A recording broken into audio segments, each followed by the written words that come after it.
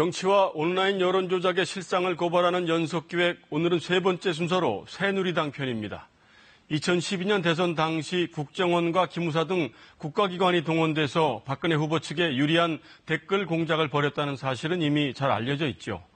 그런데 KBS 탐사보도부 취재 결과 당시 새누리당 대선 캠프 외곽 조직들도 매크로 프로그램을 이용해서 사상 최대 규모의 트위터 여론 조작을 벌인 사실이 확인됐습니다. 내부자 증언도 나왔습니다. 새누리당 대선 캠프의 여론 조작 실태를 우한울, 서영민 두 기자가 차례로 보도하겠습니다. 2012년 문재인 후보를 비난하는 이 트위터글은 1340차례 리트윗되며 순식간에 확산됐습니다. 박근혜 후보를 미화하는 이 글은 956차례 리트윗됐습니다. 사람이 아니라 매크로 프로그램이 한 것으로 분석됩니다. 여론 조작은 박근혜 대선 캠프의 외곽 조직인 서강 바른 포럼에서 실행됐습니다. 여름 지나고 저 프로그램을 깔라는 얘기를 들은 적이 있습니다. 프로그램을 깔면 우리 글을 확산시키는 데 도움이 된다. 2600명 규모의 서강 바른 포럼 회원의 스마트폰이 매크로 프로그램의 명령을 받는 강력한 퍼나르기 도구가 됐습니다.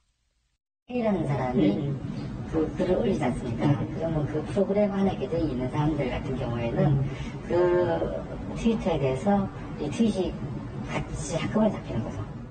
매크로 프로그램은 박근혜 캠프의 또 다른 외곽 조직인 포럼 동서남북 인사 2명이 가져왔다고 김 씨는 말했습니다. 프로그램을 가지고 오신 분은 제가 듣기로는 포럼 동서남북이라고 들었거든요. 그래서 그분이 이제 가져와서 프로그램 말고 포럼 동서남북은 이정현 의원, 유정복 전 인천시장 등 친박 핵심 인사들이 관여한 조직. 매크로 제공자로 지목된 사람들은 당시 이 단체 소속으로 알려졌습니다. 최근 이 인물들을 접촉했지만 매크로 제공 사실은 부인했습니다. 여쭤볼 게 있어가지고 사실 뭐 대답할 것도 없어요. 이런저런 하지 마세요.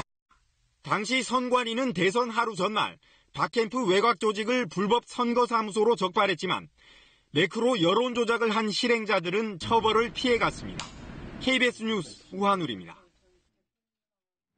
매크로는 단순 반복 작업을 하는 일종의 일벌입니다. 트위터에선 RT가 일벌이라면 RTR 글을 써줄 이른바 여왕벌 계정이 필요합니다. 새누리 측 매크로에도 이런 여왕벌 계정이 있었습니다.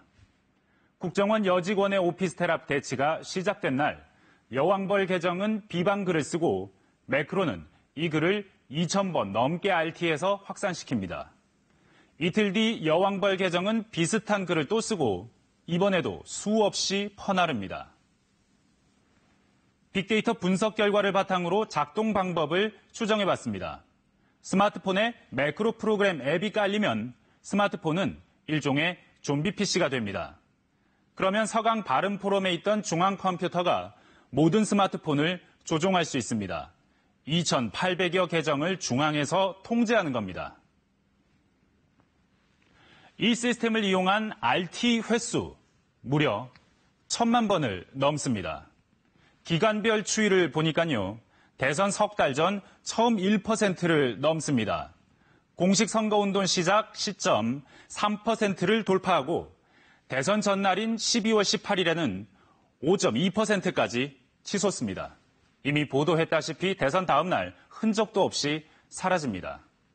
한글 트위터 계정의 0.07%가 대선 전날 전체 5%가 넘는 트윗을 만들어낸 겁니다. 이 시기 트윗 데이터로 후보 지지도나 호감도를 분석한 언론 기사들. 매크로가 SNS에 이어 실제 여론에까지 영향을 미칠 수 있는 겁니다. 규모도 크고 선거의 교란도 훨씬 더 크고 그다음에 사람들로 하여금 정치에 대해서 불신을 가지고 공공성의 현장으로부터 떠나게 만드는 부정적인 효과도 훨씬 더 크고. 트위터 1000만 RT와 그 이면의 매크로.